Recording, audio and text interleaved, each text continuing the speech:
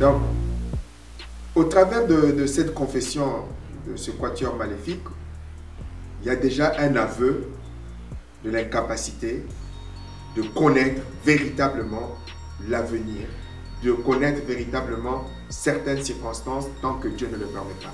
Parce que ce n'est pas parce qu'on nous fait une prophétie que Dieu s'engage là-dedans.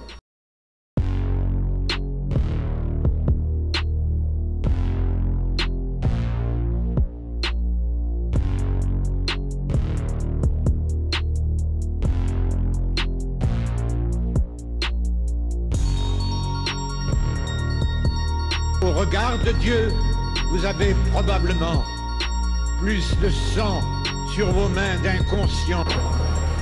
I have a dream that one day this nation will rise up and live out the true meaning of its creed.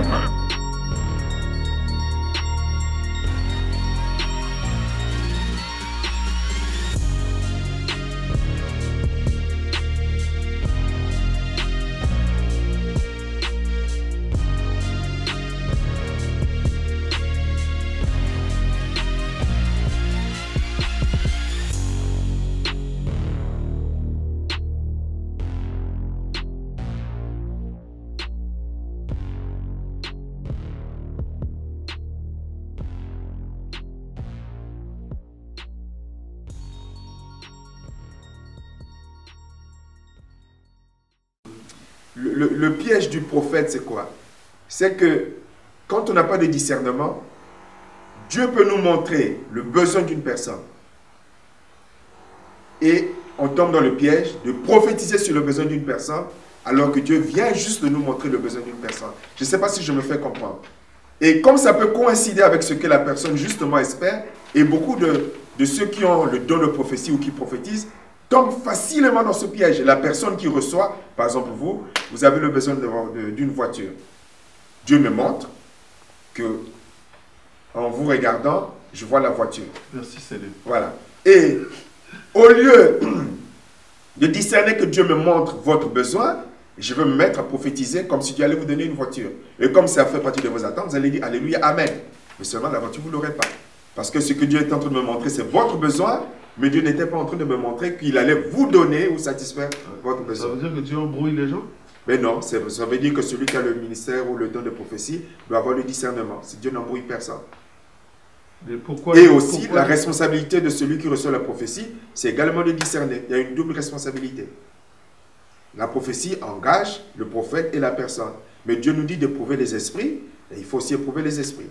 Il m'est arrivé de rencontrer des personnes qui me prophétisaient des choses qui allaient à l'encontre de ce que Dieu m'avait dit personnellement. Et ça arrive. Mais nous avons la responsabilité de prouver les esprits. Il y a aussi des esprits de pitance, c'est-à-dire que le diable peut aussi révéler des choses, montrer des choses. Le diable peut savoir que vous attendez quelque chose, il peut passer par la bouche d'une personne pour vous dire que voilà, Dieu va te donner une voiture. Mais dans le but de vous égarer. C'est pour cela que la Bible dit d'éprouver les esprits, pour ne pas se faire avoir. C'est bon, je peux poser ma question? Allez-y. Ok. Donc, comment faire la différence entre ce qui vient de Dieu et vient du diable? Ça, c'est une responsabilité individuelle. Il faut bien il y a bien un canevas. Si aujourd'hui, je vous prends un exemple très simple, je suis malade et que je vais à l'église prier et qu'il y a quelqu'un qui se lève devant moi qui me dit voilà, je sais d'où est la source de votre maladie, c'est ton oncle qui est à la maison qui est derrière ça. Est-ce que là, je dois discerner que ça vient de Dieu? Qu'est-ce qui dans cette prophétie-là me permet de discerner ce qui est de Dieu et ce qui n'est pas de Dieu? Déjà, il n'y a pas de canevas. Parce que la prophétie est d'abord, avant tout, et ça c'est important, une affaire individuelle. Où chacun doit être capable par rapport à ce qu'on lui apporte, parce qu'il y a aussi des faux prophètes. D'abord une affaire individuelle. Voilà, c'est d'abord une affaire individuelle. Où quelle que soit la prophétie qui vous est apportée, vous devez être capable de pouvoir discerner. Mais le problème c'est que les chrétiens n'ont pas appris ou ne veulent pas apprendre à discerner et à éprouver les esprits. Maintenant, il y a un cadre, peut-être on ne va pas dire un cadre, il y a des filtres. Il y a des filtres. Notre Dieu, lorsqu'il parle, par exemple, n'apportera jamais des accusations sur une personne. En reprenant l'exemple que vous venez de donner, Dieu va pas, par rapport à la prophétie, ne va pas vous dire, voilà, pour la réalisation de votre prophétie, tu vas aller pécher. Par exemple. C'est justement là la question qui se pose. Alors, peut-être je l'ai mal formulé. Quels sont les filtres qui nous permettent de discerner ce qui est de Dieu, ce qui n'est pas de Dieu dans notre prophétie? Pour faire bref et court, tout ce qui est contraire à la parole de Dieu. On y arrive. Voilà. Tout ce qui est contraire à ce que... D'où l'importance de connaître la parole de Dieu. Parce que si on ne connaît pas la parole de Dieu, au travers des prophéties, vous allez vous faire avoir par les escrocs qui aujourd'hui circulent dans beaucoup d'églises. Pour faire bref, il faut connaître la parole de Dieu et au travers de la parole de Dieu, le Saint-Esprit vous rendra capable de discerner si la prophétie vient de Dieu ou ne vient pas de Dieu. Mais si vous ne connaissez pas la parole de Dieu, vous allez vous faire avoir. C'est aussi simple que ça. Lorsque vous voyez le diable, comme la parole de Dieu, il connaît la parole de Dieu. Ce qui prouve encore avec beaucoup plus de puissance que le diable ne sait pas tout, c'est la manière avec laquelle Dieu l'a manipulé pour pousser Judas à trahir Jésus et pour que le Seigneur Jésus-Christ soit crucifié à la croix. Parce que si le diable savait, pourtant il connaît la Bible, depuis Genèse, il sait ce que Dieu avait dit, que au travers de la femme naîtrait une descendance qui allait l'écraser. Il connaît la parole de Dieu qui dit que le Messie viendrait, qu'il mourrait à la croix.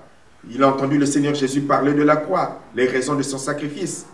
Mais tout cela, il n'était pas capable de le comprendre. Et il va fabriquer lui-même, on va dire, l'arme avec laquelle, aujourd'hui, nous, les enfants de Dieu, les chrétiens, sommes devenus capables de le combattre, de le vaincre. C'est-à-dire la croix de Jésus. Ce qui montre que malgré tout ce qu'il entendait, tout ce qu'il voyait, tout ce qui était écrit, il n'était pas capable de comprendre qu'il était en train de se tirer une balle dans la tête en utilisant Judas qui va livrer Jésus pour que Jésus soit conduit à la croix.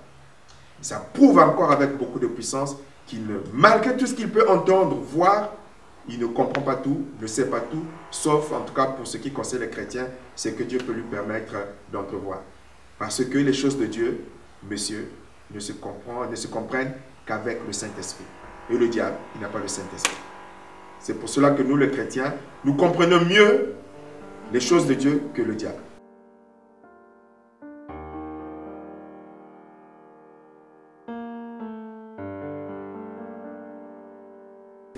C'est une démonstration, comme je dis dans le livre, fracassante, extraordinaire que le diable est limité. Déjà, c'est important de se souvenir que l'Égypte, on le sait avec les informations ici actuelles, était une grande puissance. Mais d'abord, avant tout, une grande puissance spirituelle. Parce que tout en Égypte, culturellement, socialement, politiquement, on le sait, était lié aux esprits, à l'invocation des esprits, aux divinités. L'Égypte était un pays avec des tas de divinités. D'ailleurs, le pharaon lui-même était considéré comme une divinité. Et ils avaient plusieurs divinités. Le soleil est une divinité, la lune une divinité, les animaux étaient des divinités, les astres des divinités. Donc c'est un pays, un royaume qui était basé, on va dire, politiquement, socialement, sur le pouvoir et la puissance occulte, donc pour moi du diable. Et au travers de la correction que l'Égypte va subir, Dieu va démontrer sa grande puissance par rapport à celle du diable. On voit déjà que lorsque les magiciens de Pharaon vont essayer de se comparer à la puissance de Dieu, parce que Moïse va jeter son bâton va prendre la forme d'un serpent, et les magiciens de Pharaon vont également faire pareil avec leur bâton, mais on voit que le bâton ou le serpent du bâton de Moïse va les engloutir. Et on voit également, c'est pour ça que je dis que c'est un film extraordinaire et passionnant, on voit également que lorsqu'il va avoir la première plaie, l'eau changée en sang, les magiciens ou les sorciers de Pharaon vont également faire pareil. On voit également qu'avec les grenouilles, ils vont faire pareil. Mais à partir de la troisième plaie, Dieu va dire, bon, maintenant ça suffit. Lorsqu'il va envoyer les poux, et que les magiciens de Pharaon vont essayer de faire pareil, ils ne vont pas arriver, ils vont avoir une confession pour moi extraordinaire. Si j'étais à l'époque où j'allais au cinéma, lorsque j'étais gamin, là j'aurais sauté dans la salle de cinéma. Il est écrit que les magiciens de Pharaon vont reconnaître, c'est le doigt de Dieu. C'est le doigt de Dieu. Le cœur de Pharaon s'endurcit. Il n'écouta pas. Donc même les magiciens qui avaient ce pouvoir occulte, s'appuyant sur les différentes divinités, vont être capables de reconnaître que seul le doigt de Dieu au masculin va être capable d'anéantir leur pouvoir. Et lorsque vous voyez le développement par la suite de la puissance de Dieu, on sait que le soleil pour eux était une divinité dont je tairai le nom, je n'ai pas besoin de l'invoquer. Mais on va voir que Dieu... Vous êtes un peu frileux quand même. Oui, mais bon. On peut voilà. dire c'est rare. Allez-y si vous voulez. Vous avez peur? Voilà, non, pas du tout. Pas du tout, mais je ne veux pas l'honorer. Mais on voit que... Je ne veux pas appeler toutes ces divinités, mais on voit que Dieu va maîtriser. Parce que cette divinité Ra, comme vous l'appelez si bien, était une divinité puissante. Parce que pour eux, le Dieu qui représentait la divinité du soleil, donc qui apportait le soleil, qui apportait la vie, pour eux, c'était une grande divinité. Mais lorsque Dieu va dire, désormais, il y aura la nuit sur le territoire des Égyptiens, qu'il y aura le soleil sur le territoire des Hébreux, Dieu va leur démontrer qu'il maîtrise le soleil, il maîtrise la lune, il maîtrise les astres, et que même leur fausse divinité est au pouvoir de Dieu. Mais c'était pour eux une grande désillusion de réaliser que le Dieu des Hébreux maîtrise notre grande divinité. Et on voit après, lorsque Dieu va maîtriser les autres fléaux qu'il va envoyer au travers des animaux, ils vont voir que finalement, même la création est au pouvoir du Dieu des Hébreux. Et que finalement, le Dieu des Hébreux est plus puissant que leur divinité réunie. Une démonstration extraordinaire.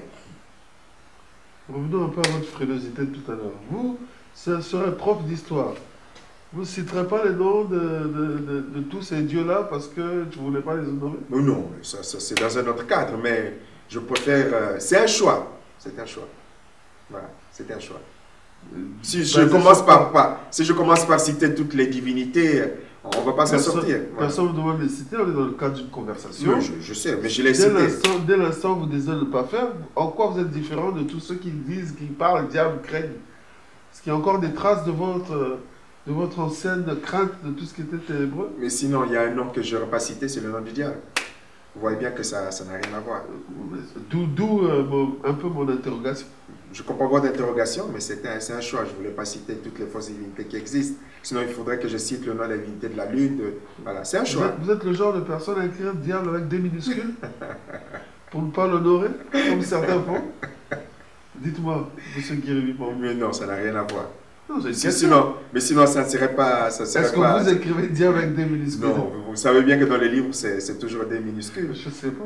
Majuscule ou minuscule, c'est pas ça qui lui confère une puissance au-dessus, c'est celle de Dieu. Voilà. En parlant de ça, je voudrais ouvrir une parenthèse.